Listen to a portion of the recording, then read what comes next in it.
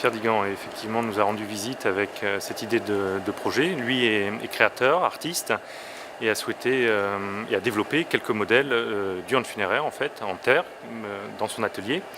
Et son souhait était de trouver un partenaire pour accompagner le développement industriel et la mise en production de ces objets. On s'est rencontrés, je crois, un petit peu avant l'été en fait, et donc il nous a confié la mission de réaliser les moules en plâtre sur la base de ces modèles qui nous ont été confiés.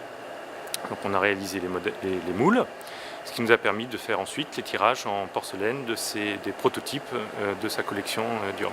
Donc la première étape de fabrication des urnes consiste à couler la pièce en porcelaine. Donc le but du jeu, c'est de remplir ce moule en fait, ce corps creux, avec la barbotine qui a été préparée.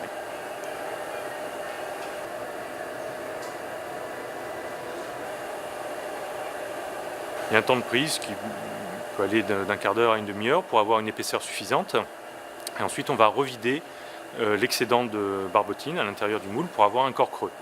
On va laisser sécher un petit peu la pièce à l'intérieur du moule, ce qui va permettre ensuite de démouler la pièce en cru et la sortir du moule. Cette pièce-là va devoir sécher.